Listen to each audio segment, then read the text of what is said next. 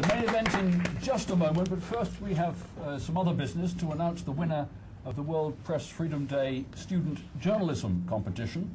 The theme is the same as the one we're debating today. Is new media killing journalism? Dozens of journalism students sent in their articles and podcast entries and so on, and a jury from both the organisers, UNESCO UK and Press Freedom Network UK, were judging the many entries. And the winner, I can announce, who's right here with us, is Stuart Ross, who's doing an MA at Westminster University, who sent in... Stuart sent in a podcast from Brighton, where he lives and works, highlighting the opportunities and benefits of the web, particularly in crisis situations, Burma and others around the world. Many congratulations, and to present the award, and just as important, the £500 cheque that goes with it from the Press Freedom Network of many NGOs and media in the UK, is Tim Williams of the UNESCO and the network.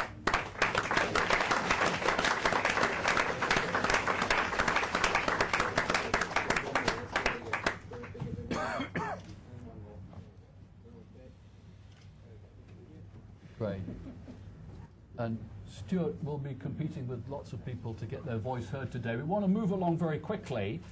Just to remind you, World Press Freedom Day is an initiative of the UN agency UNESCO, and last year was one of the worst on record for the number of journalists killed around the world doing their jobs. The situation in Russia is especially dismal, as is well attested by many surveys and commentaries from related organisations. The UK, of course, has no cause for complacency. We have some of Europe's toughest libel laws, which sometimes have the effect of deterring journalists from investigating alleged abuses. So on with the show. Today's motion is, of course, vital to the work and lives of all of us as journalists.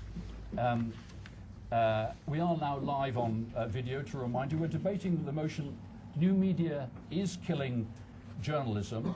So are new media, Google, YouTube and the rest, as some commentators have suggested, only white bread for the mind of young people? Or are the traditional media clinging on to an outdated notion that they alone represent the core virtues of journalism and sources of authority? For the motion to be proved, it's not enough to show that mainstream media, newspapers and broadcasters are suffering or losing their share of media audiences. The issue is whether or not journalism itself is being fatally undermined. You will be the judge when it comes to a vote at the end. Now, one wiki aspect of this event is that we're going to keep to time. We have a severe timekeeper somewhere in the room who will alert us. Do we have the alert ready to go? Thank you. And the main speakers are going to speak for just 5 minutes. We have 6 named speakers in the audience with specialist points to make who'll speak for up to 2 minutes.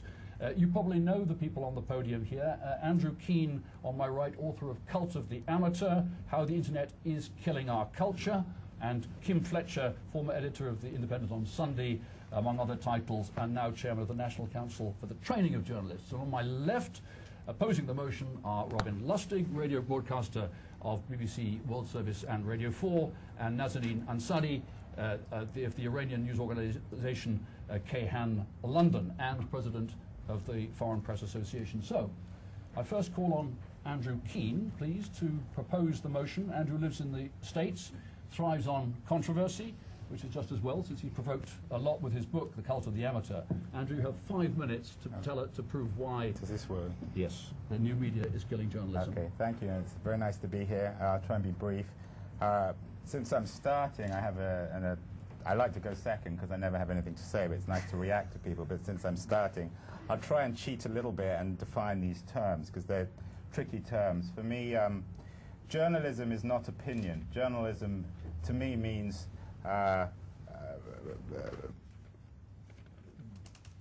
the collection and distribution of information for which one is paid.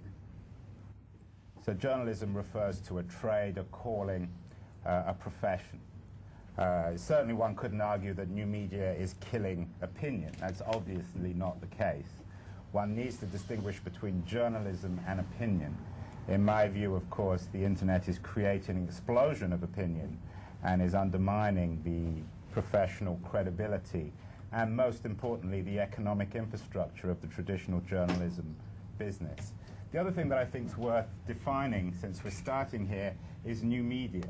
New media is not technology. I'm not against technology. New media, in my mind, refers to Web 2.0. It refers to a series of assumptions about what technology can do.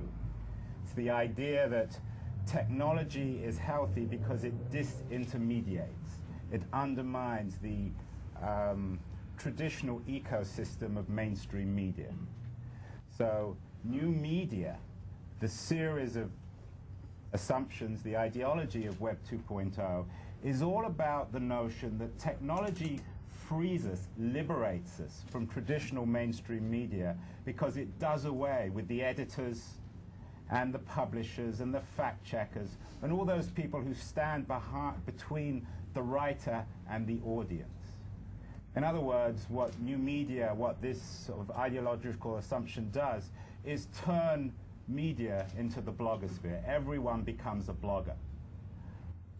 The consequence of this is the death of the professional newspaper business and the death of the professional journalist. The consequence is that this is not a viable economy for people who want to be paid for the collection and distribution of information, which is accountable and which is distributed via and through gatekeepers.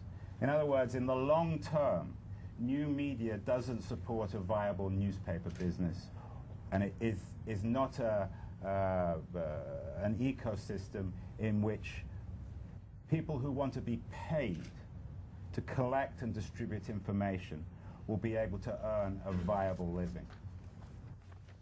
Thank you, Andrew, and thank you for coming over from the States to be here on this occasion. Next, first speaker against the motion is Robin Lustig, well known to you as a presenter of Well Tonight, NewsHour, and many other programs on BBC Radio.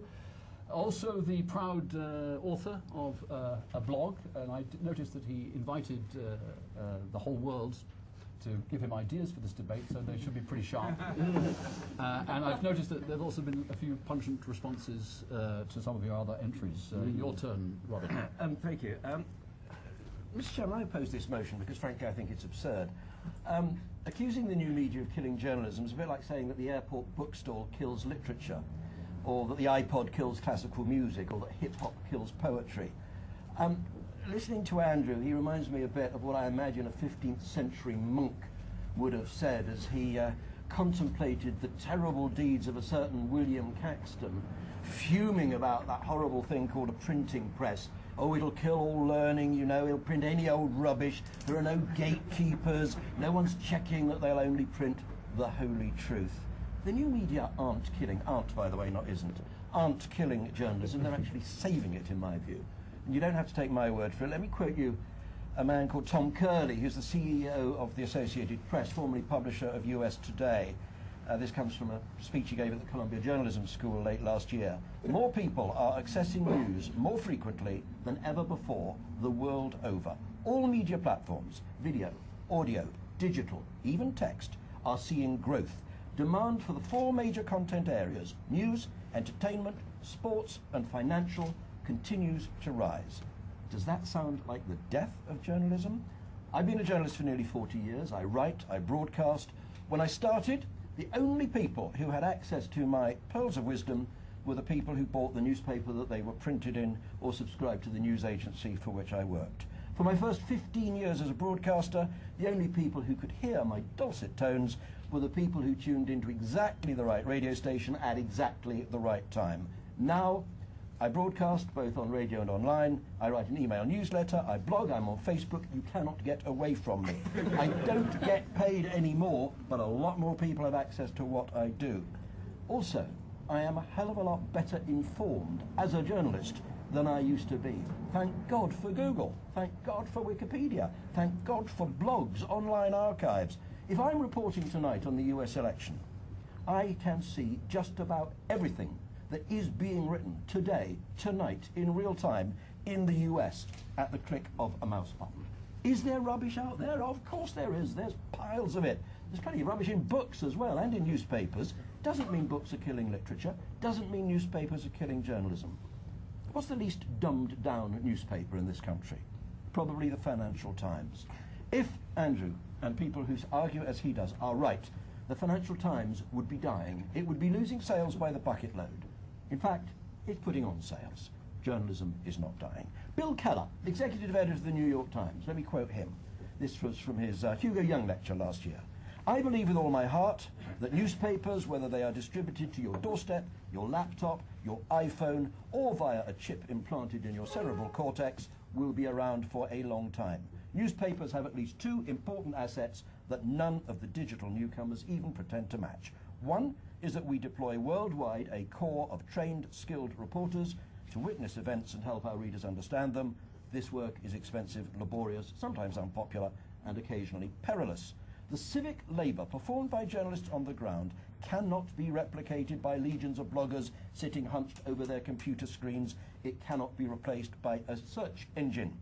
We believe, he said, in a journalism of verification rather than assertion, meaning that we put a higher premium on accuracy than on speed or sensation. And he quoted a wonderful correction that the New York Times had to publish when they got something wrong. An article published yesterday about Ivana Trump and her spending habits misstated the number of bras she buys. It is 24 black, 24 beige, and 24 white, not 2,000 of each. A word about user-generated content, UGC, the glory of Web 2.0. I loathe it. I hate it. Yuck. Ghastly. But is it a threat to journalism? No. Peter Horrocks, who is something very important in BBC News, I don't know what his title is. BBC gets an average of 10,000 emails or posts every day. It sounds an enormous number, but up to 5 million people come to the BBC News website on a single day. That means that fewer than 1% of our users, even on the most active days, are choosing to say something to us. We've got to keep this in proportion. The vast majority of blogs on the internet are read by the blogger and the blogger alone.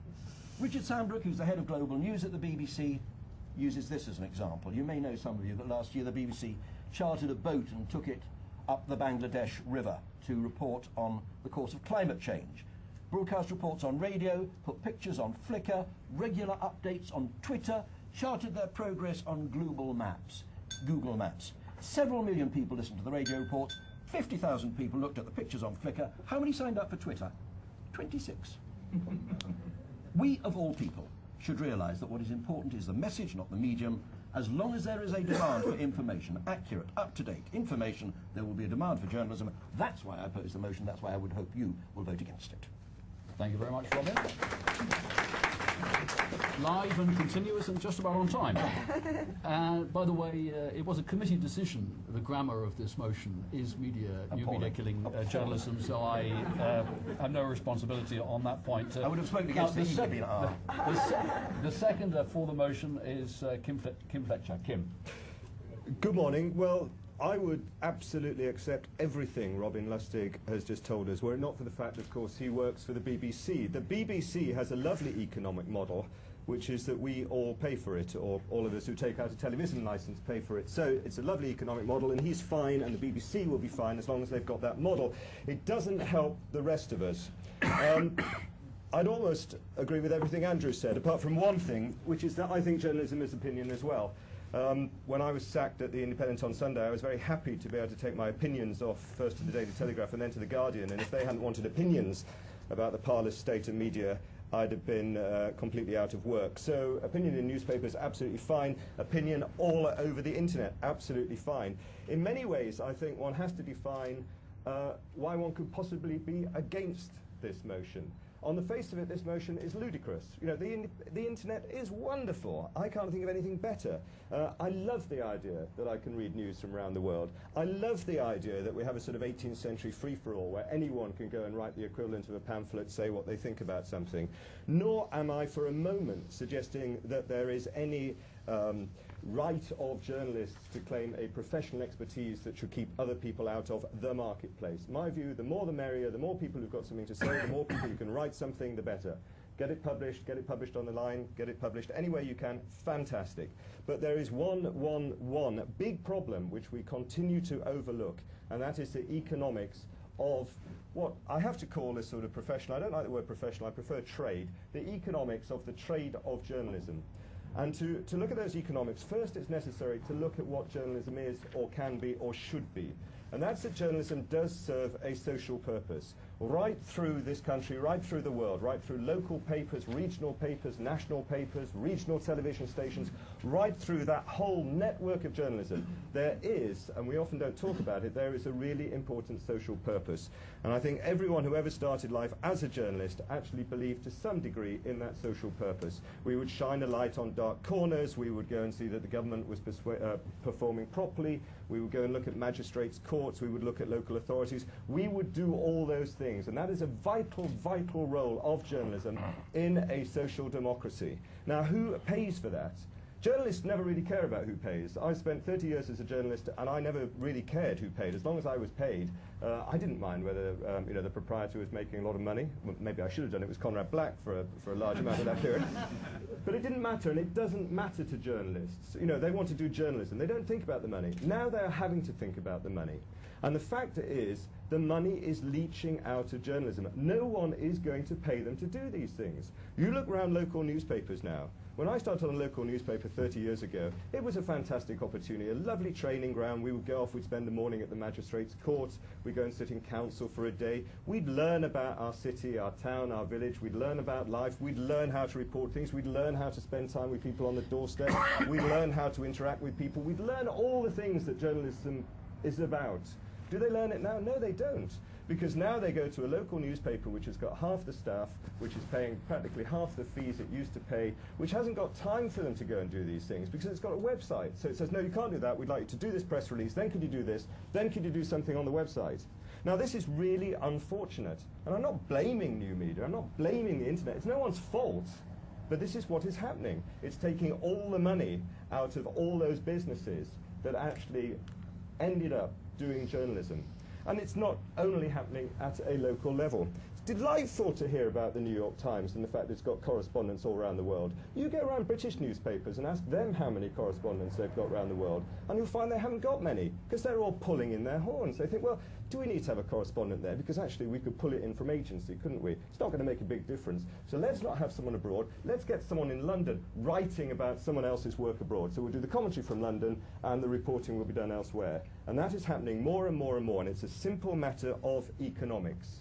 Now, there is one other glorious organisation apart from the BBC which is immune to this, and it happens to be the other organisation in the newspaper world which has done brilliantly on the internet. It's absolutely marvellous, and it's The Guardian. But again, The Guardian has a lovely economic model. It's supported by the Scott Trust. It doesn't have to worry in the way that other newspapers worry about making a revenue.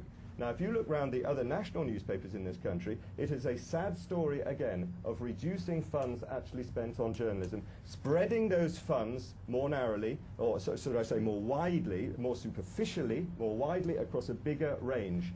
If I look at my own my old organisation, The Telegraph, it's doing a brilliant job in new media terms, but you might notice it is also losing at the same time specialist correspondents. So in a way, it's with great regret. The internet is fantastic, new media, brilliant, but it is completely undermining the thing that has paid for journalism, and it will continue to do so.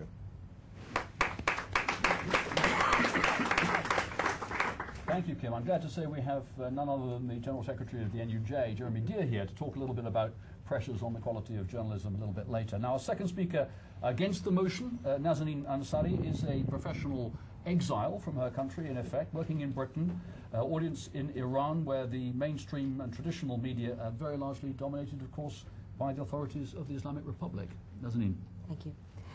The world was taken by surprise by the 1999 student uprisings in Tehran. This was the first popular movement that demonstrated that Iranians wanted real change. For the next few years after 1999, it seemed that the fire had subsided. The regime fought back through brutal repression, but more importantly by confiscating cameras of witnesses and controlling the movement of foreign correspondents. Iranian journalists were jailed and foreign correspondents were threatened with bans by the Ministry of Culture and Guidance that controls their access to news stories.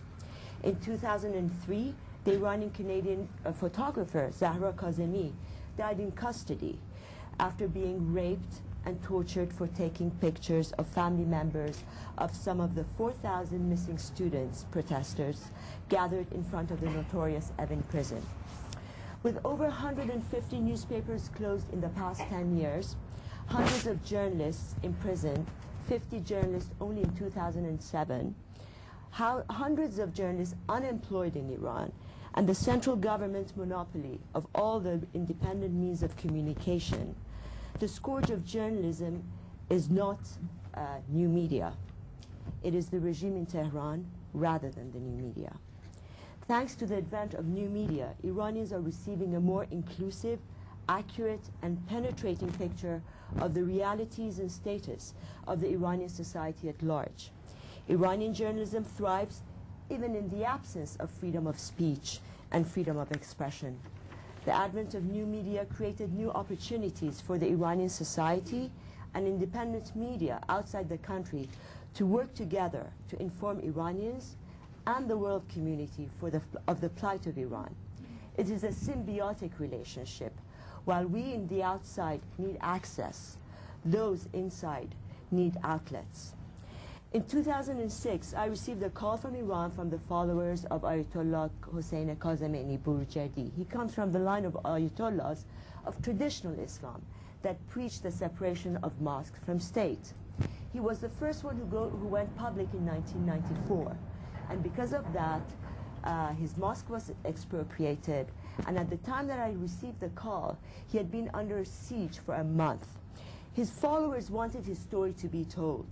Within a short period of time, through the internet, I received videos, I received secret recordings, sermons, and pictures through the internet.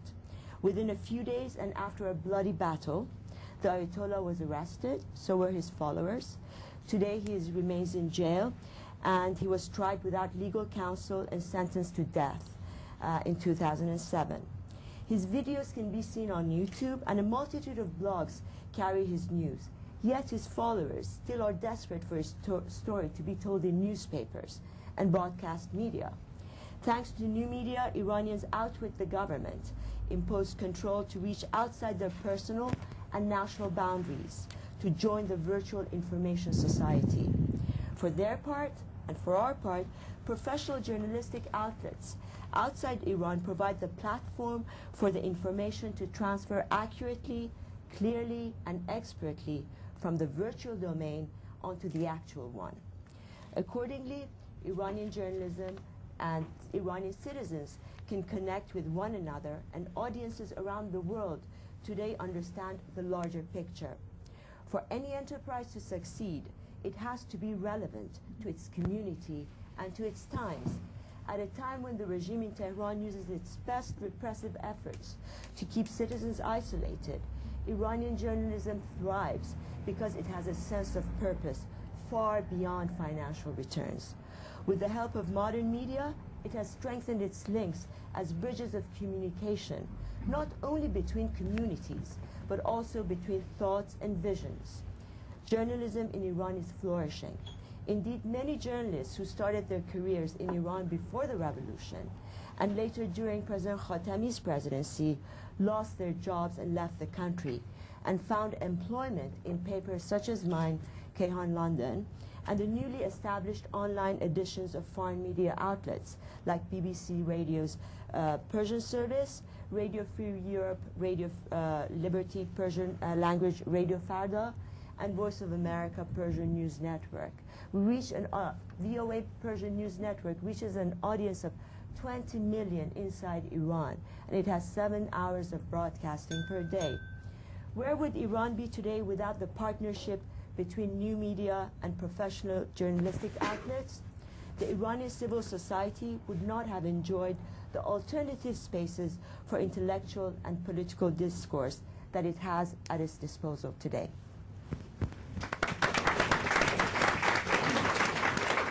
Thank you very much indeed, all of you. Now it's your turn. The main speakers will have a chance to respond to the points you make now, and at the end they'll have 2 minutes to rebut the other side. I hope it'll be very bloody. If you'd please give your name, affiliation, make your point briefly, and make clear, if at all possible, whether you intend to vote for or against the motion today. There are 3 microphones which are circulating, and we have the 6 names, or half a dozen named speakers who will contribute to the debate as we go through. If I don't see any other hands, yes I do. Ivor, please go ahead. Good morning. I'm Ivor Gaber from UNESCO, also from University of Bedfordshire, and a journalist. Had I just listened to Kim, I would have been very tempted to be an enthusiastic supporter of the motion, although Kim is specifically really focusing on the newspapers. But the brief point I want to make is this. I'd like to sort of widen the debate. We do obviously tend to focus on journalism in the UK or Western journalism, or with respect to what's going on in Iran. Briefly, my experience in Africa is that the new media has liberated, has meant a wholly new chapter in journalism has been written there. And very briefly, including in new media, if you'll indulge me, is mobile phones, but the combination of mobile phones, internet cafes, and the availability of cheaper laptops has absolutely transformed the journalism of Africa.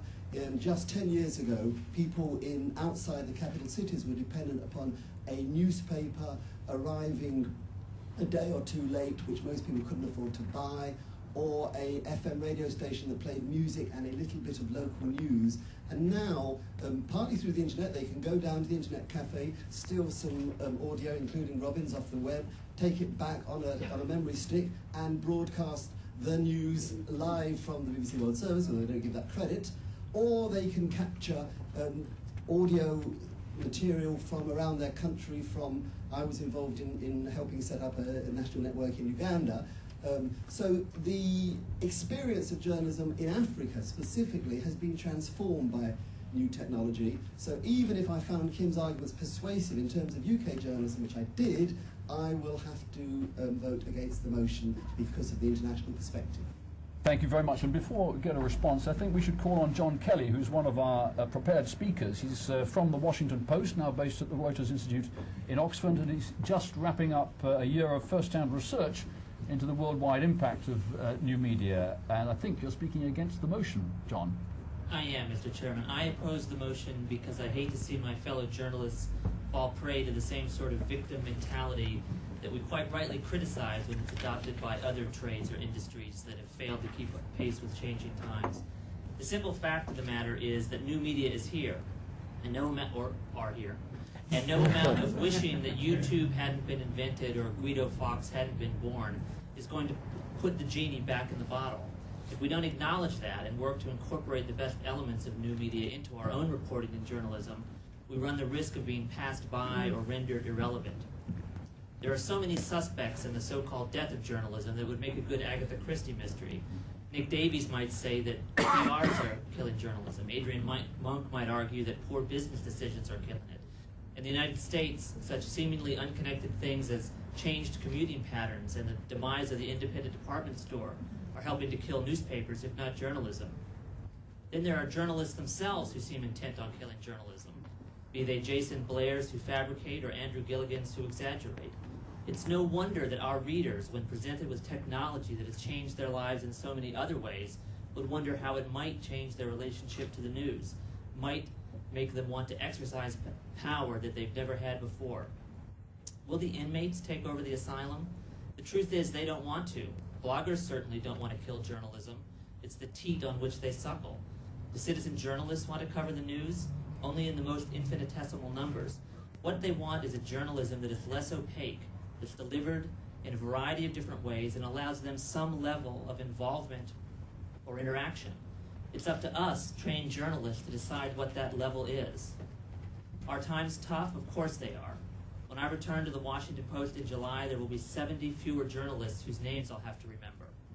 But I note that messianic new media techno-evangelist Jeff Jarvis has a column in the Ink on Paper Guardian and is about to publish his thoughts between the covers of a book.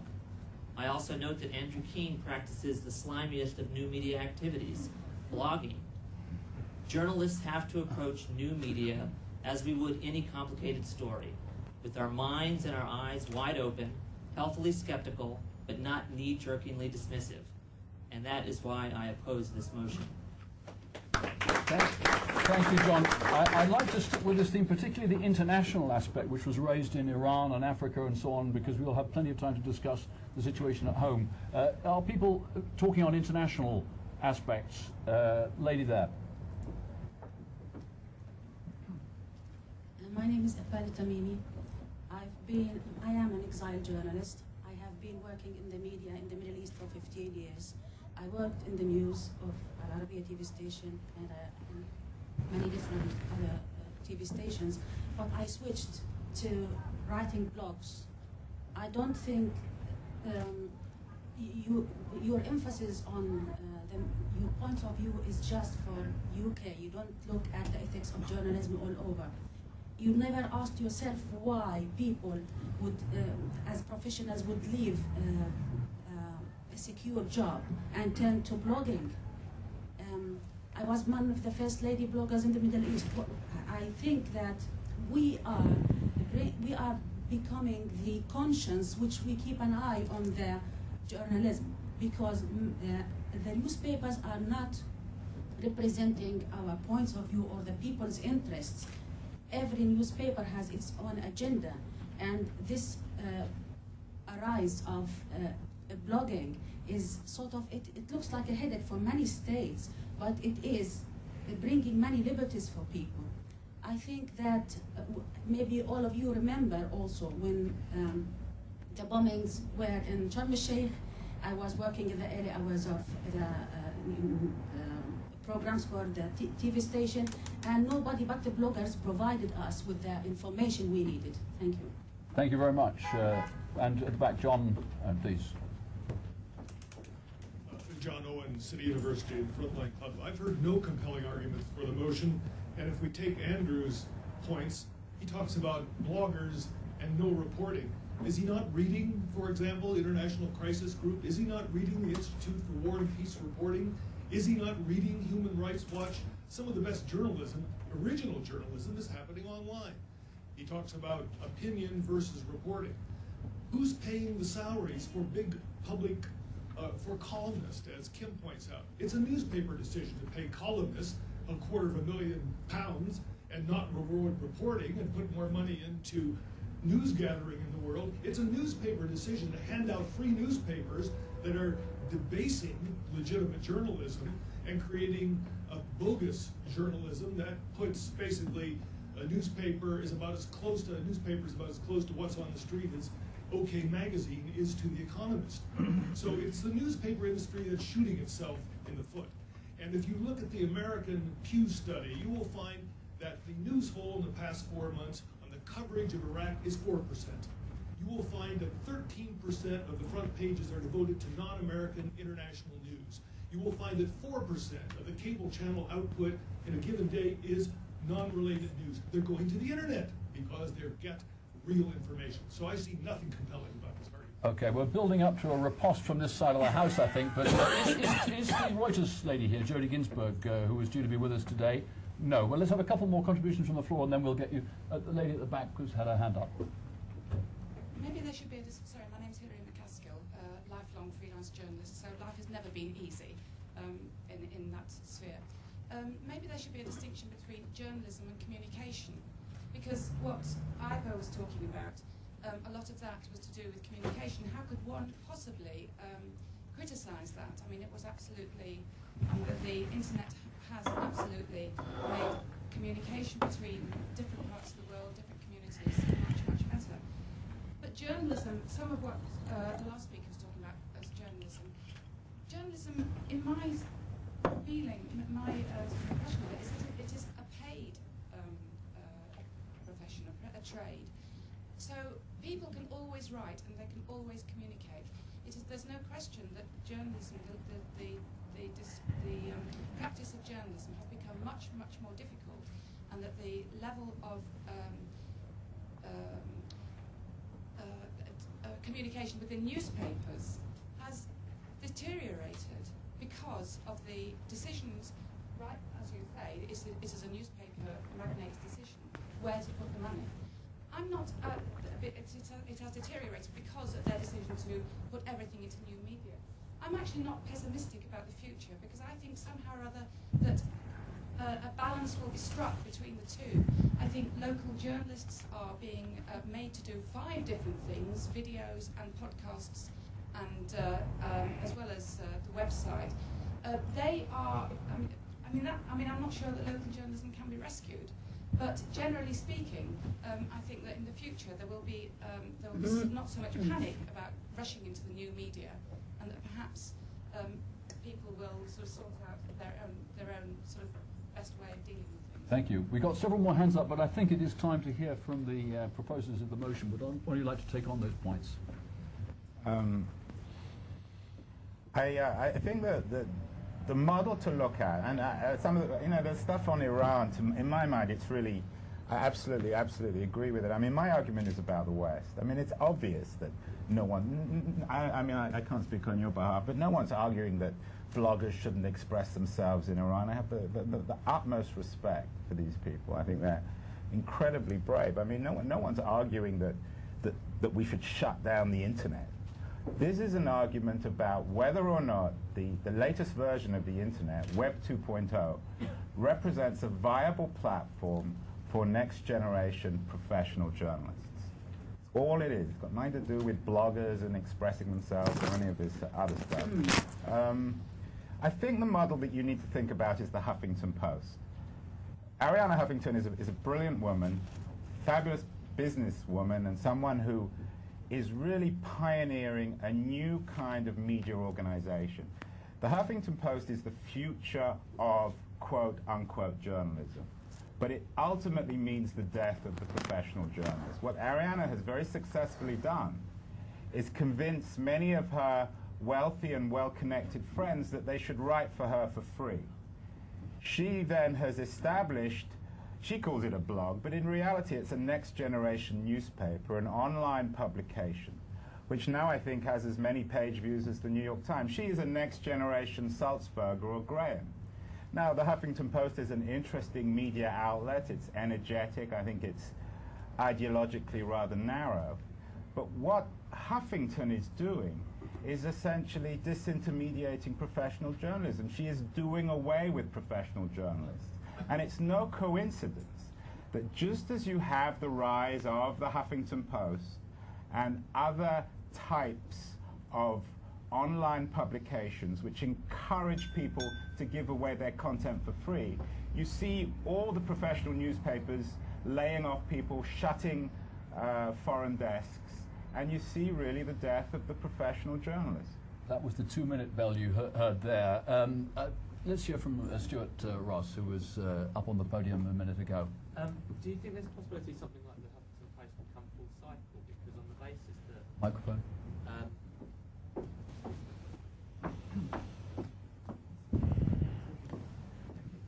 I was going to say, do you think it could go full cycle? Because obviously, if a website like that gets lots of interest, there'll be potential money to be made there. People will want to maybe have advertising on it, and then she could get to a stage of maybe affording to pay people to do it. Do you think that's a possibility? Well, but that's the problem with the model. The problem is that the print model doesn't translate into digital.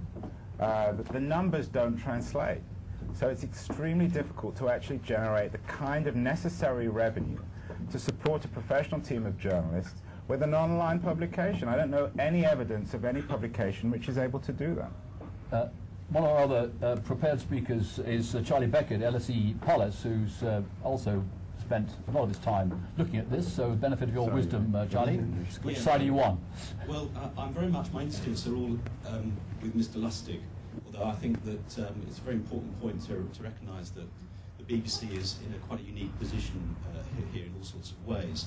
But also as somebody who was NCTJ trained many years ago, my sympathies are also very much with the journalists. And I think we've got to distinguish here about journalism, journalists, the trade. What I want to try and suggest very quickly is the idea that actually the business model can work, but it is all about a power shift and about a shift in economy. Basically what's happened is that with new media has come choice. and for the first time journalists find that their cosy monopoly has been shattered. The public can now find their own agendas and find their own data. But the good news is that people need more information and data than ever before, that they show every sign that they do value, in fact so much that they're even prepared to do it themselves for free. And what I'll argue is that the task of journalism is not to safeguard jobs. I mean, that's Jeremy Deere's task, but that's not the task of journalism. I would say that the way forward is to stand by your journalism, but to embrace the idea of a more networked journalism where you actually engage and involve with the public through all that jargon, crowdsourcing, wikis, blogs, the whole shebang. Because I believe that that offers us the best chance to create a product that's relevant, and that's a global issue, to people's lives. But it also offers a chance to re-engage people's sense of trust and their value in journalism, rather than particular platforms or forms of journalism as a business. So I think the reward of that will be that if you engage and if you share the power, and that does mean the loss of authority as well, I'm afraid, that the reward of it will be that you'll have something that the public value and will support. So you're voting against the motion if things go well? Yeah, I'm voting against the motion. I disagree with Robin on the is and the are, by the way, but I'm with the public. Well, we won't put that one to a vote. We have two people at the front here, the woman on this side and then over here. Thank you. Thank you. Licenciada María Almendra McBride, USA Hispanic and Mexico, a member of the Foreign Press Association, a correspondent and a friend of Nassemin. There's three words I like to put to you. La línea, which means the line, bridges, which Nassemin mentioned, and 007 in this year of the anniversary of Ian Fleming. Now, I started at the end. What would 007 would have made with internet? Imagine you, the UK, who gave us the novels of the spies, but which are also a reality. Bridges was a word that Nassemin brought, and I very much agree with that. The new media is a bridge, therefore I oppose the motion. And La Línea is something that Mexicans had to live with for many years, of being afraid of expressing an opinion that was out of the parameters of the authorities. It's a terrible thing to be repressed by fear of an authority. And I think new media is very much a way of reaching out. I recently had the honor of attending a briefing here in the UK in which an organization of human rights has said that Mexico is one of the most dangerous places for freelancers in the world. So I put it to you that I oppose the motion because thanks to the new media, people are reaching out, and I think that is the most important thing in communication. Right. Well, we'll hear from your friends, the opposers, and at least one more from the floor in a second, but we have one more voice from the floor.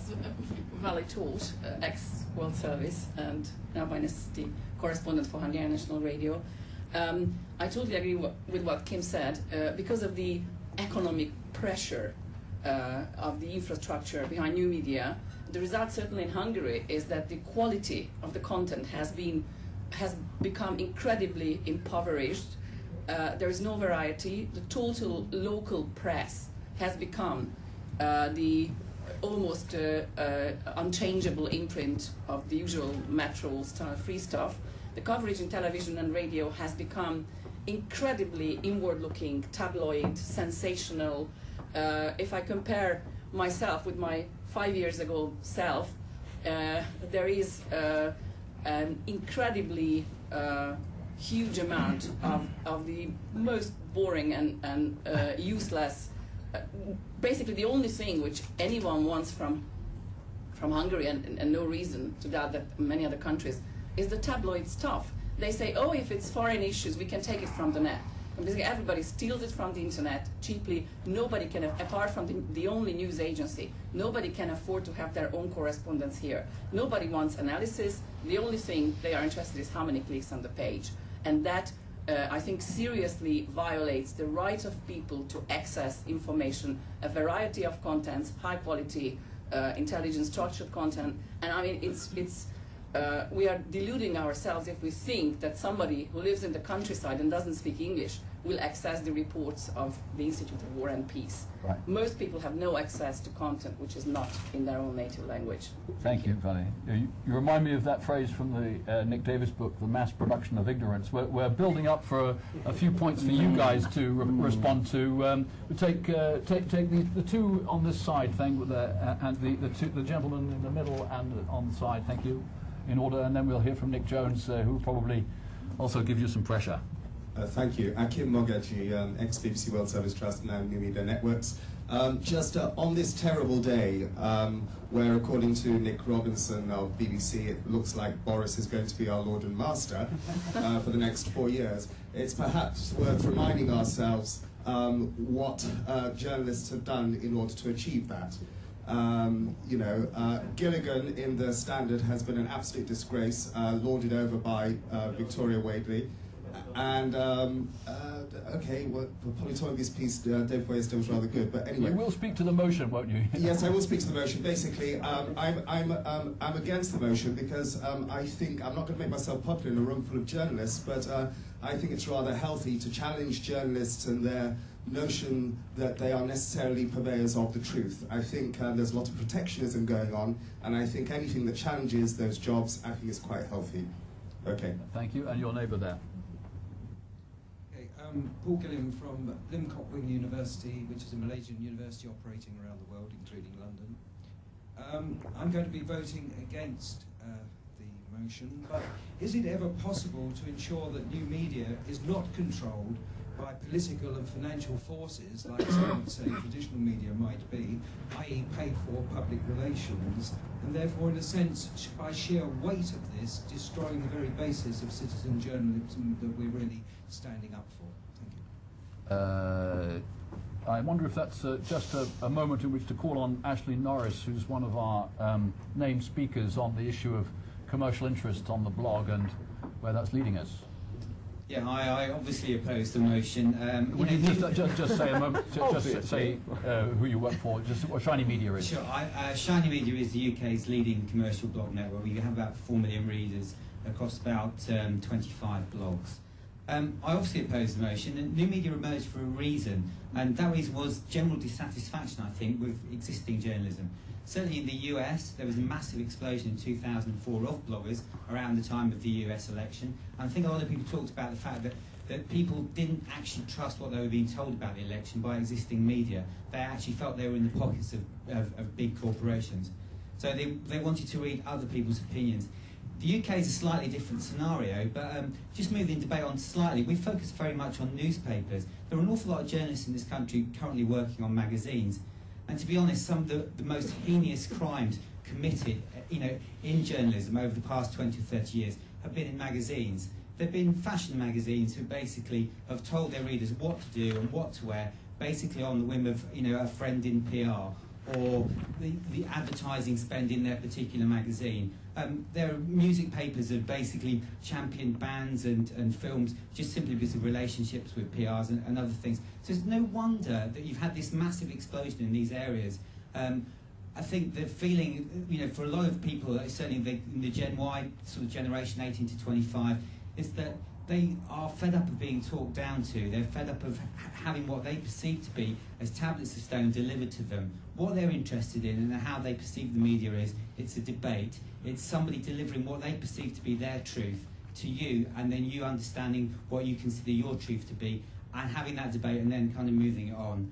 Just to speak briefly about economic models, this is a very interesting one. I'm a great believer that this will sort itself out in the long run. I mean, you've only got to look at Google News and how people sample things. Quality content is always going to appeal to people. Whether that's a blogger or whether that's actually someone from the big existing new media company or the BBC, it's quality content. I heard a speech by Alan Rusbridge, who edited The Guardian not too long ago. He reminded me of how a 19th century Church of England vicar probably felt after reading Darwin's Origin of the Species.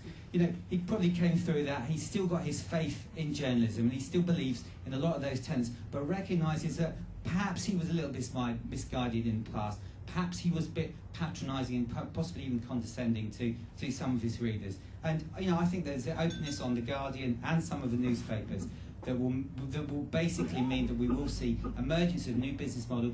Advertising is going to become bigger. It's going to shift from other mediums. I think there's a fantastic future both for existing media and independent media in this country.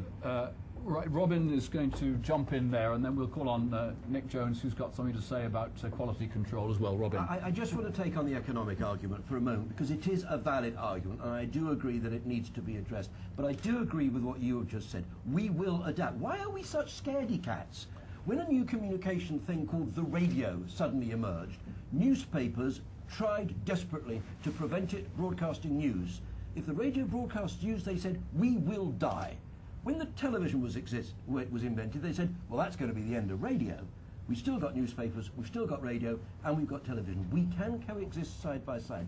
As for the models, does the new media need to be controlled in the same way as the old media is? Look at Ian Dale, who isn't a journalist by the conventional definition, but who does do journalism on his own, beholden to nobody. Okay, he has a political aim as well. Look at Politico.com in the US, set up by former Washington Post journalists. They are professional journalists, they are paid, they run a website. They have moved into the new media. It is not the death of journalism. We need to be proud and confident of what we do. It can all work side by side. One last thing, wait until you get classified advertising on new media websites. What makes money for newspapers? Jobs, houses, cars. When you start putting those onto the Guardian website, onto other media websites, they will start making money. The problem is they will take money from the newspaper. The trick will be to find some way of getting the two of them to merge, to work side by side. I'm absolutely convinced it can be done. Okay, now we're getting into this issue of citizen journalists, politician journalists, everyone claiming to be journalists. This is your territory. Nick Jones is the author of many books on the dark arts of spin and a former BBC correspondent. Well, thank you, Mr. Chairman. I support this motion because I fear that the use of the internet for broadcasting about politics on the internet, and especially the way the newspaper websites are now moving into television news and programming, could threaten that great British and European tradition that we have impartial reporting of politics on radio and television. And what's happening is that the media proprietors are determined to maintain their political patronage and influence, which their newspapers have always deployed in the past, and I'm convinced that their heavy investment in the audio-visual content of newspaper websites will ensure that in future governments will continue to be in awe of the Rupert Murdochs of this world. Now, the threat to our journalistic standards, which you wanted me to address, is that if political programming on newspaper websites continues to be unregulated, which is precisely what the British government has agreed to, then this will be a Trojan horse. Believe me, Murdoch and Co. will get politically partisan television channels into the UK, like Fox TV, by the back door, by the internet. And believe me, this is already happening. Here's the advertisement for Telegraph TV, which of course has 12 programs streamed on the internet. This is their political program. Right On, it's called. The show that's politically right, not politically correct. Chaired by Anne Widdecombe, Simon Heffer, Andrew Pearce, not Uncle Tom Cobley and all, because of course there won't be any Lib Dems or Greens who'll get a shout on that show. I can assure you of that. Now, the Telegraph's editor, Will Lewis, all honour to him, says that Britain's light touch regulation is helping the newspapers of the UK lead the world in the audio-visual development of websites. But this will only weaken the mainstream broadcasters. With our duty, I was a broadcaster, to be impartial and to give balanced coverage. Now, we already see how the regulated mainstream television is having to dance to the tune of the newspaper websites. Take last weekend as an example. The Mail on Sunday signed up Lord Levy with his agenda-setting demolition of Gordon Brown, only a few days before the elections we've been taking part in.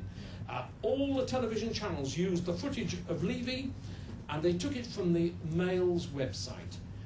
And the Mail logo was there in the corner. So what we're about to lose is the tradition of balanced reporting of politics.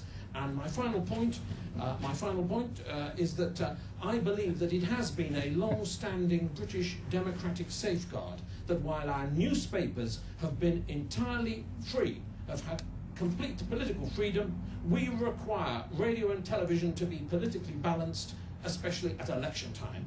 And that's why I support this motion, because I think it's going to be demolished by unregulated broadcasting on the internet.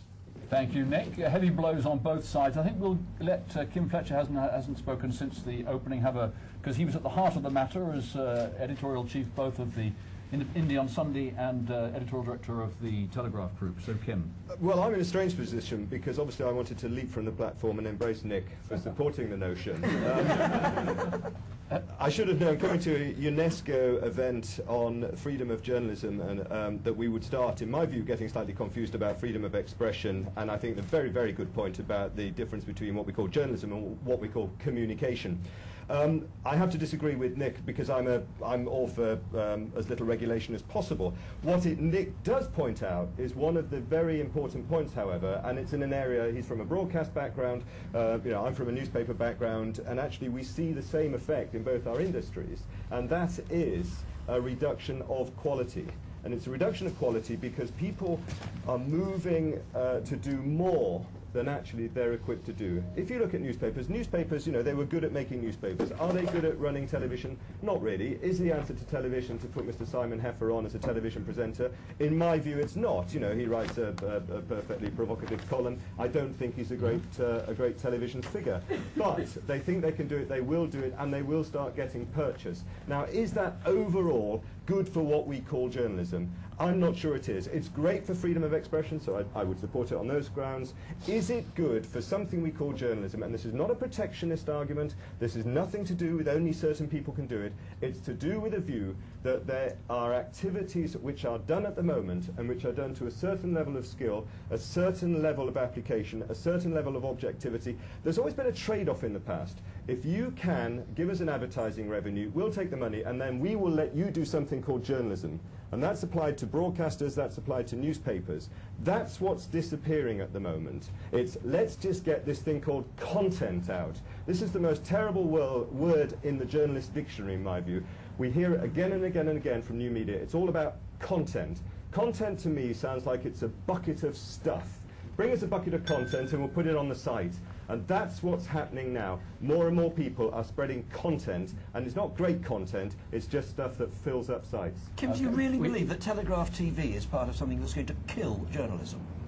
I think it's... no, I'll tell you what I think the connection is. I think it weakens the resources of good journalism at the Telegraph, because I know that there are people who might have spent the day going out to see people and are now being told, quick, we need you on television. We need you to go and do this piece. As newspaper journalists, we've laughed for years at things like 24-hour news and at newspaper journalists. We say, well, that's not news gathering. That's standing on a hotel building somewhere rough, but somewhere a long way from the trouble, doing a news bulletin every 15 minutes. So what are you finding out? You're not finding out anything, you're just talking to camera. And now we are doing the same in the newspaper business.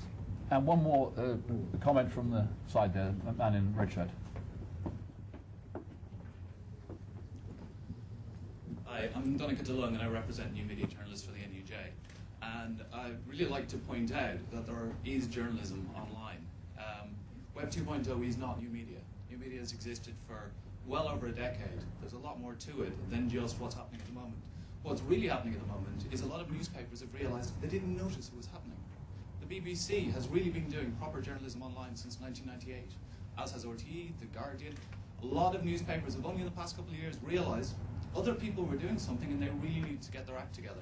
Unfortunately, they're not. They're cool hunting. They're They're trying to do absolutely everything. And I agree with the point that they're stretching themselves to a ridiculously thin level and expecting people to do a lot of things at once. But those who are doing it well, those who are investing properly in it, investing properly in training, investing properly in developing skills within them, and investing in staff, are actually increasingly getting purchase online. The Guardian is a fantastic example, but the money's there. We know the profits that a lot of newspapers are making. Unfortunately, they're not spending it properly on training and development.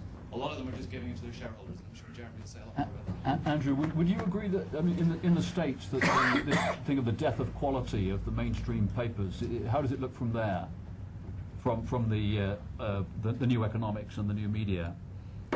Well, everyone keeps on bringing up the Guardian, but as Kim says, they're not a for-profit organisation.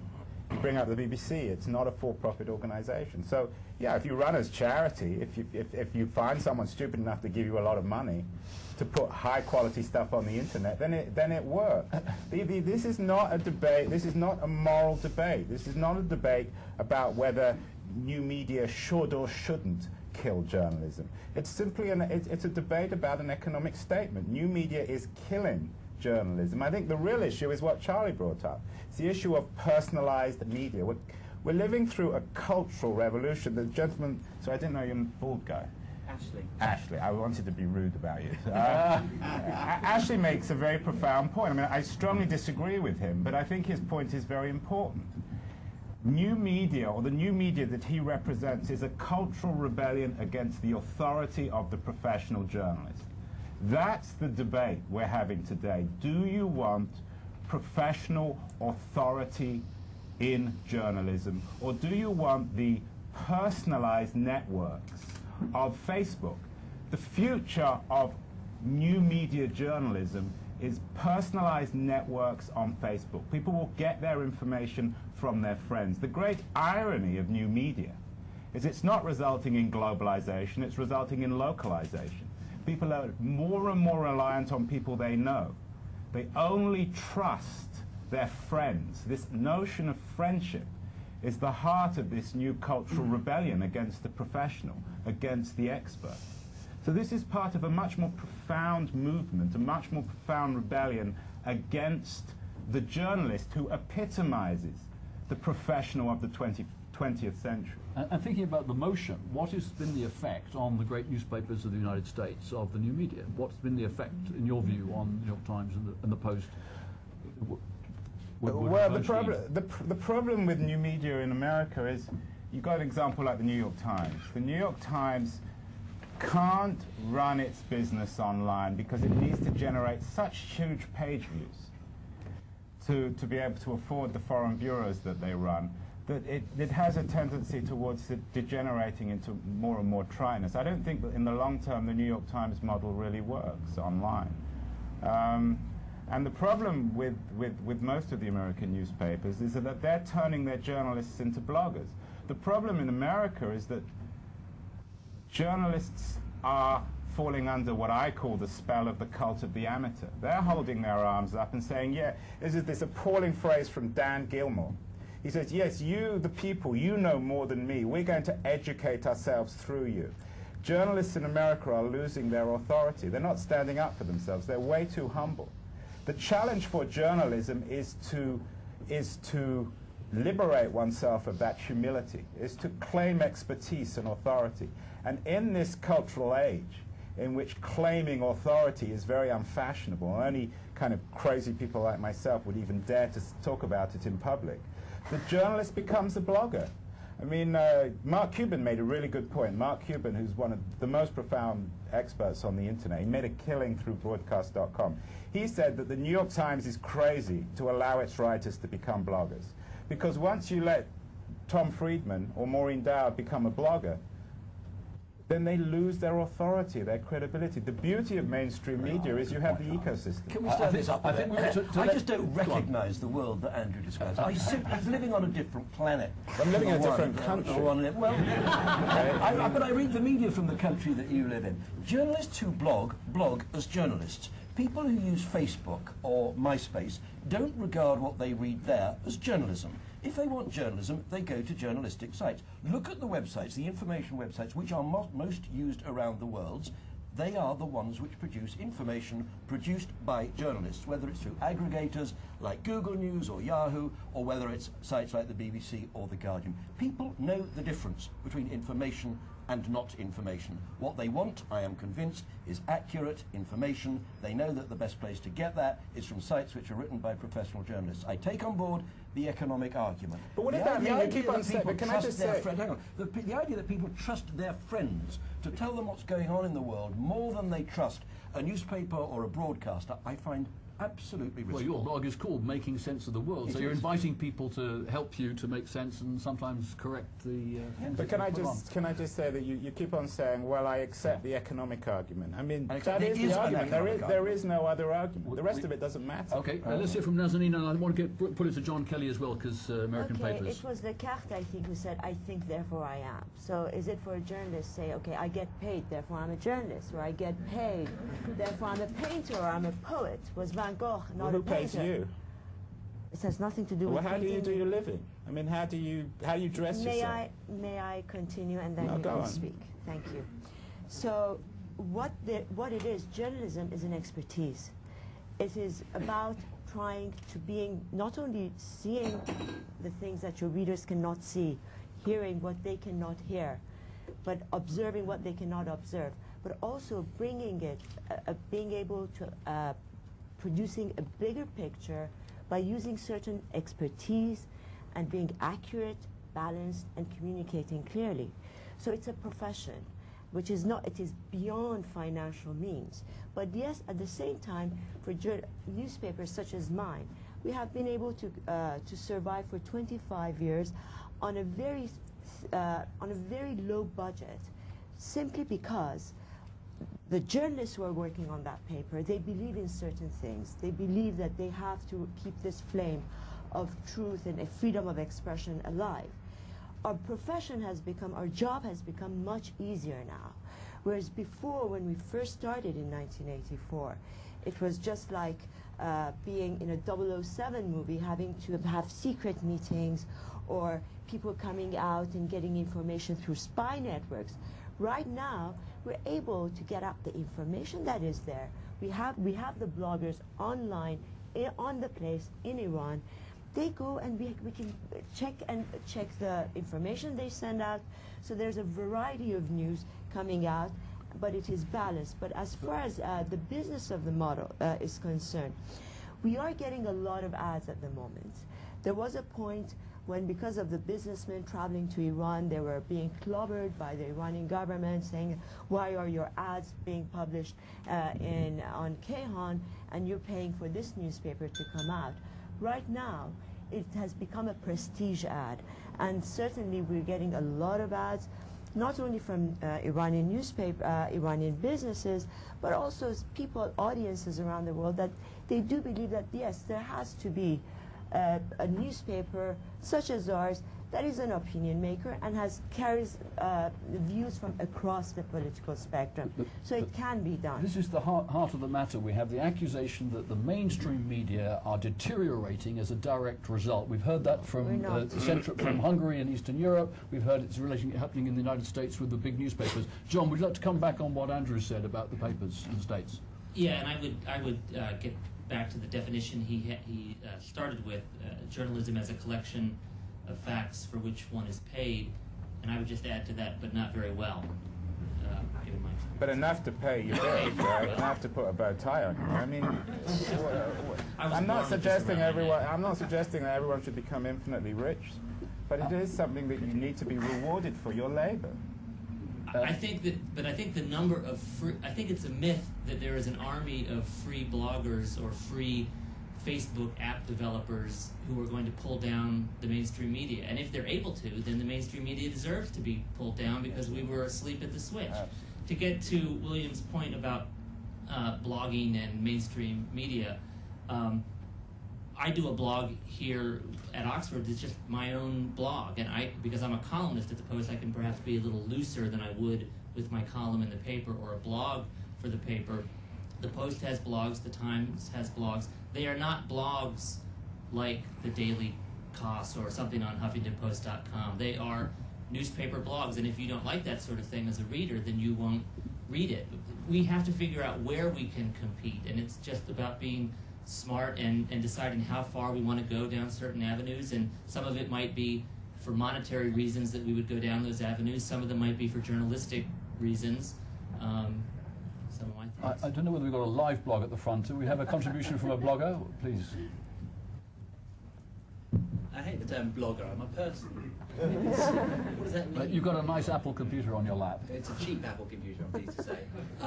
My name's Nico MacDonald. I am chair of the Media Futures Conference, which is run by the BBC, although I don't work for or speak on behalf of the BBC. My comments briefly are just really about the West, and I think it is important to distinguish the West, Africa, Iran, and so on. I think there are different issues there. And I agree with Ashley Norris sitting here, although Ashley and I would disagree about much. He says the new media emerged for a reason, dissatisfaction with the existing media and a lack of trust. Trust is a dangerous term, as Adrian Monk is talking about in his new book, Can We Trust the Media?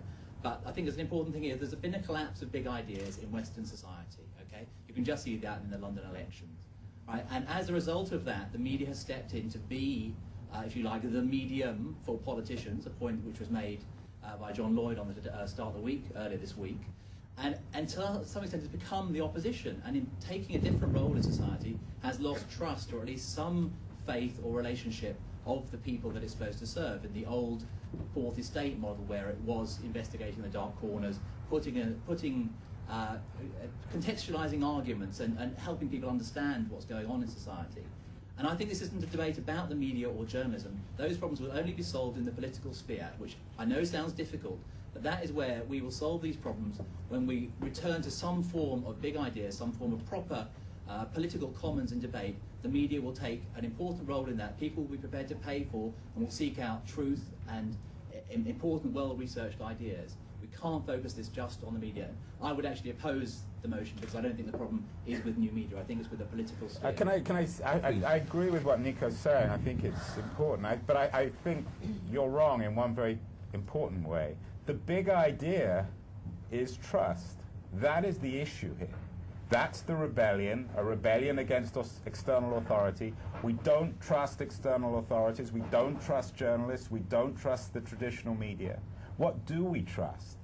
If we don't trust external authorities, we can only trust ourselves. So the ultimate consequence of this, and this is why I'm so fearful living in America, is the libertarianism that one finds both on the left and the right in America. And it's no coincidence that the internet itself and the Web 2.0 tools of self-expression were built by the libertarians on the left and the right. I would strongly suggest people read a book called From Counterculture to Cyberspace, which actually lays this thing out in historical terms. So Nico's right.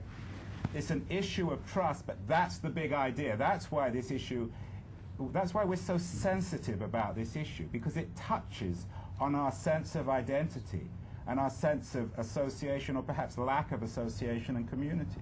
A quick word from you, Kim, because you have got this sum coming up. Very quick word. I'm always, I'm afraid, more comfortable with little ideas than with big ideas. And there was a little idea which I thought we got tantalizingly close to a very good way of resolving that, and of this morning, and that is, our papers, do we believe that the papers around us, do we believe that the journalism around us, the journalism for which we pay, the journalism, and I apologise for appearing parochial when I discuss the United Kingdom, but sometimes it's better to talk about what you know, do we feel that through for example, the United Kingdom, and we've also heard about Hungary, that journalism is better than it was or worse than it was? Do we feel, for instance, that local newspapers are going out and exploring their towns, exploring their areas in the way we used to? Might we feel, for instance, that when you have Islamic terrorists who emerge from the heartland of a British area and no one knows anything about it until those bombs are exploded, that maybe once upon a time newspapers might have a closer idea of what was going on in their area? They might have had people out on the ground. Now that's what I feel we are losing now, and we're losing it for the economic reasons we've discussed. Okay, issues of quality, authority and jobs. Will there be any left? Jeremy Deere, I think that's a cue for you. I thought it might be. I mean, Jeremy Deere, General Secretary of the National Union of Journalists, and opposing the motion because I think the evidence demonstrates that new media has the potential to breathe new life into journalism and not kill it. Going back to the Rodney King beatings in LA, the London tube bombings, the fall of Baghdad, repression in Zimbabwe, the siege of Fallujah, there is ample evidence that user-generated content, blogs, online publishing, crowdsourcing, citizen journalism can add to what we do both there and here. But potential, of course, is one thing, reality can be quite another. And we've just completed a 6-month commission taking the views of thousands of frontline journalists in hundreds of workplaces in every single sector of the media. And what it shows is that journalists express real fears about the difficulties of doing their job properly as editors press them to deliver more work on more platforms with too few staff, a lack of resources and inadequate training. And what was also clear, though, was that the new technology was not to blame, and the fault line lay with its appropriation by short-sighted, short-term decisions made by media employers. And instead of seizing that opportunity to enhance journalistic content and build quality media, many simply seize the opportunity to cut costs and boost profits, viewing the erosion of quality journalism as a necessary sacrifice. Just some very quick headlines from it. 75% of those believe that quality, either in their traditional or new media, was being undermined by excessive workloads. 64% had companies who launched extra new media products with no new additional dedicated staff. 40% were doing new media work on top of their existing work. Only 7% said they'd ever had adequate training.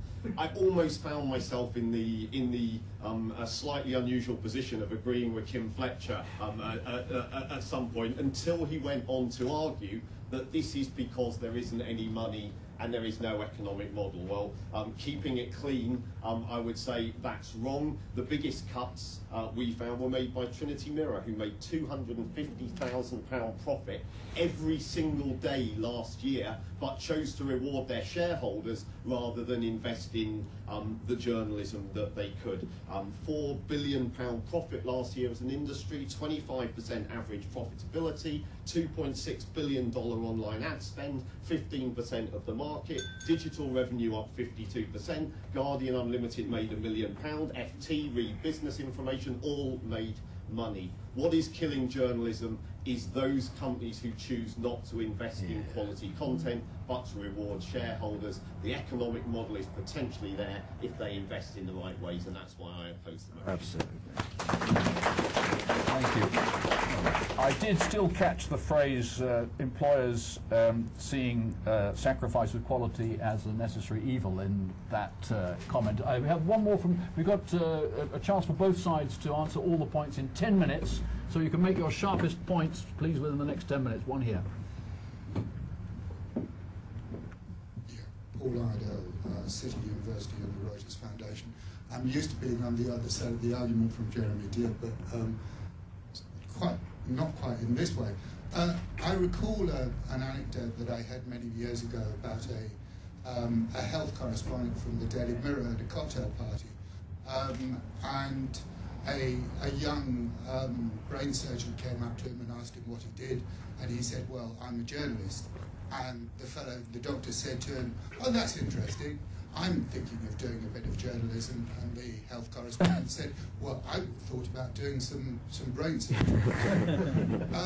There's something behind this, you know. Journalism is a trade for which people work hard. People do a lot of work in terms of collating information, researching information, putting all that together and writing the story at the end of the day.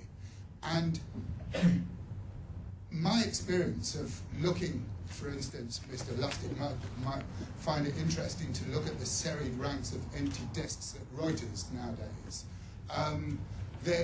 People are not spending the money on journalism that they used to, in my experience, and that's probably because the content argument works just as well for the proprietors. It doesn't matter about the quality. Let's feel the width. Let's feel the sum of what we produce. And so they're churning out this stuff, and the specialisms of journalism are suffering as a consequence of that. Our colleague from the Washington Post said that Well, it's our responsibility. We should do something about it. We should control it. But we as journalists very seldom have the power to control it. It's the proprietors who control it, the owners of the media, and they've discovered by putting poor rate quantity out, they can put their money elsewhere to their shareholders. I would support the motion. Fine, we have a real debate here. Very little time left. I'll take a couple more from the floor, and then I think we might have to move to the wrap-up. So the gentleman here and then one at the back. It's Keegan, the Guardian, which is not a not-for-profit paper. It's a not-for-dividend paper with big difference. We have to make profits in order to invest. We had an extremely good argument ranging over all sorts of areas. Now we have to come back and look at the subject. If new media is killing journalism, not paid journalism, journalism. What's been happening is journalism has changed from being a highly paid prerogative of a few of us with trusted brands like the Daily Mail, the Sun and all the others, into a spectrum in which anyone can come up. Scientists can now, we can read scientists directly instead of being filtered through journalists. It's been a fantastic opportunity in difficult circumstances, partly because the internet doesn't have a micro-payment system. But it's only 15 years old, the web, and it's developing, and I'm just full of enthusiasm for the future, and I think that the new media are just throwing up amazing opportunities. Thank you. And the back. Woman at the back. Thank you. My name is Fiona O'Cleary. I used to work for Press TV, which is Iran's English language news channel. Nazanin Ansari, you said that it's not new media that's killing journalism in Iran, it's the Iranian government, and I'd agree with that. But while blogging may well be serving to act as life support for the civil society in Iran, does that mean that if the Iranian government would just let go, blogging would actually still be a substitute for the professional gathering and dissemination of news? Could we answer that in the wrap-up, because we're just coming to it? Can I check whether we have either Jodie Ginsberg from Reuters or Umit Ozturk from Amnesty and so on here in the room? No, we don't. I think the time has come, unless there are any urgent points from the floor. We've got 1 or 2 minutes if there's anything very urgent. I immediately see one hand at the back who hasn't spoken. We'll take that as the last one, please. My name is Nisar Ali Shah, freelance journalist, member of the National Union of Journalists, and member of Frontline Club. I profoundly disagree with the motion. And also, I cannot support Robin Lustig's argument either. You've got a problem. So which way will you vote? We are the media, and we seem to be blaming the media all the time, but we are not actually concentrating on the problem. Now, we cannot get back to the hot metal system. We cannot go back to the pen and paper journalism. We cannot go back to some other techniques that we used to use 20 years ago. Now, the only thing we can do is to adapt ourselves to the new technology, rather than the new technology adapts ourselves. So this is at this starting point, and I think this is where we have to discuss the problem as a media. Thank you very much. Will you say which side you intend to vote, or will you abstain? Well, I will abstaining, actually. Very well. Fine. Okay, this is an Oxford Union debate. We'll have to close the contributions from the floor, but thank you for 100 very interesting questions. I think the rules say it is the side of the opponents to speak, and to wrap up with those for the motion. And we have enough time. We have enough time for you to have up to 2 minutes each, I think, on both sides before the vote. Please. Yes, Iran. I mean, Press TV.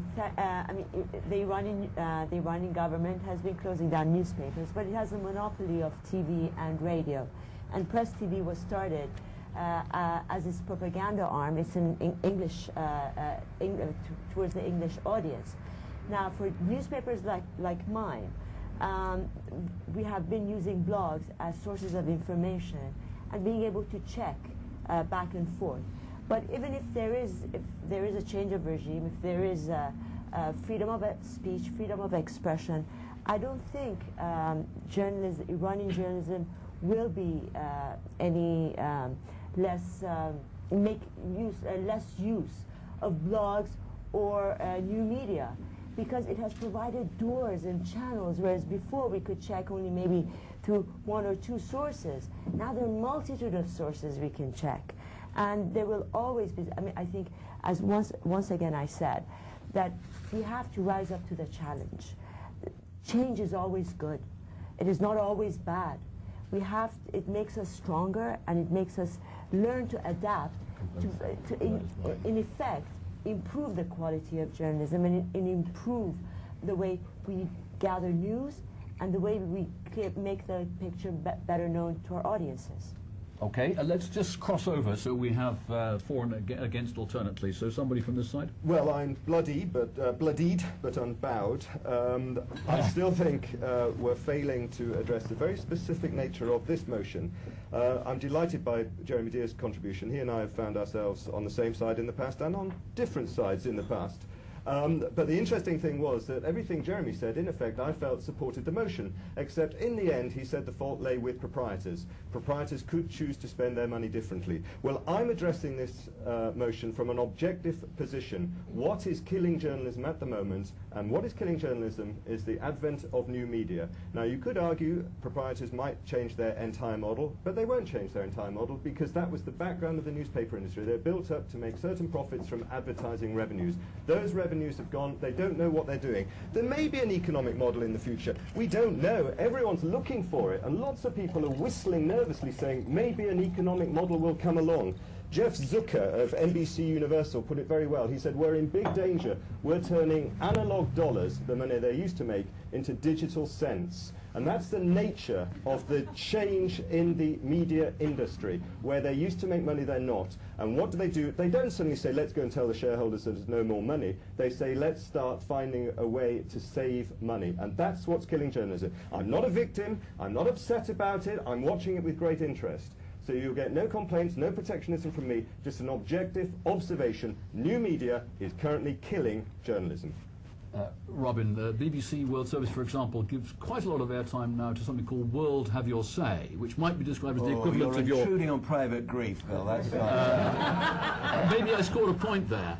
This is the issue of whether what journalists have to say or experts is of the same value on air internationally as what's on a program like that. Anyway, you have 2 minutes. I presented a program for 8 years, which at one time was called Talking Point, and then became Have Your Say, which was a global phone-in program, also broadcast on the internet and using emails. It was interesting for a time.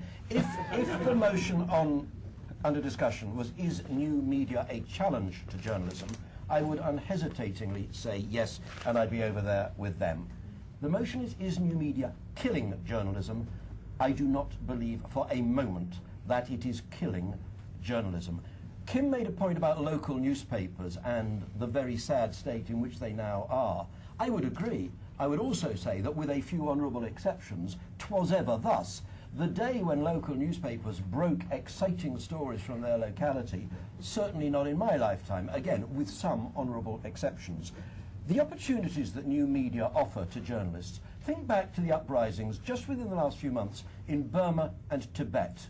We know more about what happened in those two countries as a result of the opportunities offered by the new media than we ever knew at the time about the genocide in Rwanda, where there was no new media. It is an opportunity as well as a challenge. The chairman mentioned right at the start of this session that I had said on my blog a couple of days ago that I was going to be taking part in this debate, and I invited my global readership to submit their thoughts. I'm happy to be able to share with you all of their thoughts and stay within my time limit. I got 2 responses on my blog and 1 on Facebook. The blog responses, the first one said, of course new media is not killing journalism. Giving more people a voice is a good thing. The second one said, what's killing journalism is journalists, or at least those who are supposed to be journalists. This profession on the whole has sunk to a pathetically low standard, in fact at times no standard. And my beloved Facebook friend said, Far from killing journalism, the new media is widening the scope of journalists to gain even greater insight of their target audiences. Interaction is positive and enabling. This is the bit I really like. Robin Lustig speaks, and his recently acquired friends listen with renewed interest. I said let's keep this in proportion. We do need to keep a sense of proportion. Yes, there are blogs. Yes, some of them are rubbish. The vast majority of the stuff out there is good, honest journalism. That was just about within the limits of decency, Robin. Thank you very much. Last word comes from the from Andrew and the full side. Yeah, it's a statement of fact. It's not a moral debate. I mean, I guarantee you we will lose this debate because you all feel strongly that new media is a good thing. That's not what the debate is about. We're simply observing a socio-historical fact, a reality. The professional journalist, the professional world of journalism is being democratized by the fact that now we all are empowered or enabled to become commentators in this global electronic medium. Now, some of us may say that's a good thing, some of us may say it's a bad thing. That's not the issue. That is a reality. So the future of media is one of an increasingly personalized, chaotic, and perhaps colorful environment in which the professional journalist will become a dinosaur, will die out. But, you know, Vic Keegan won't be employed. He may have a blog. Now, some people might say that's a good thing. Some people might say it's a bad thing. He would think it's a bad thing. All we are doing is making a statement. All we are doing is explaining that we're living at a time of great change, a profound shift in the nature of media, which has been caused by technology. That's the reality. The issue of whether it's good or bad is not the thing that we're debating today. Thank you very much. We've heard very powerful arguments, and it is now time to decide, please. So I think we have tellers on both sides of the room, and we'll do it the conventional way. The motion, again, is that this House believes that new media is killing journalism, or are killing journalism. So those who want to vote for the motion, please would you raise your hands and keep them up. Keep one up. And we have counters, don't we? We have tellers. Not bad. Sorry. Can you tell me? Okay, and all those who vote against the motion? I think it's a recount. No, please. No, Linda, please count. Please count. This is the problem with democracy, right? This is the wisdom of the crowd. Can you please count and put the two numbers together? We want to get this right. I don't accept it. I think some of these people are being paid. That's the Guardian. I think the Guardian's paying for it. Emily Bell's behind me. Okay, thank you. And those who abstain, please. I'd like to know how many have abstained. Only a handful there. Okay, that's quickly done. Thank you very much. So we'll wait for the exciting results. It's neck and neck finish, like the mayor's election. Okay, there are more people than that in the room, but anyway. Okay, the result of the vote is as follows. For the motion that new media is killing journalism, 13. Against, 43, with 5 abstentions. So we can confidently say this House has voted against the motion that new media is killing journalism. Thank you all very much indeed. I'll finish by saying a round of thanks to all concerned. Do look at tomorrow's Guardian comment is free, which may well be carrying some material from here. Congratulations again to our student award winner, and many thanks to all who've made this thing possible. Ian White, Tim Williams, and others from UNESCO, the Press Freedom Network. I hope that all media and related organizations will inquire and join in, because we do organize this thing every year. You will all have noticed the welter of extraordinary information coming out of the Council of Europe, the IPI, the Committee to Protect Journalists. Freedom House's latest report for World Press Freedom Day says that for the 6th year in a row, world media freedom is in retreat, which gives us plenty of food for thought. It's speaking of which, as soon as we've finished here, there is a little bit of refreshment at the back. Thank you all very much for coming, and thanks to Frontline for hosting it. Yeah.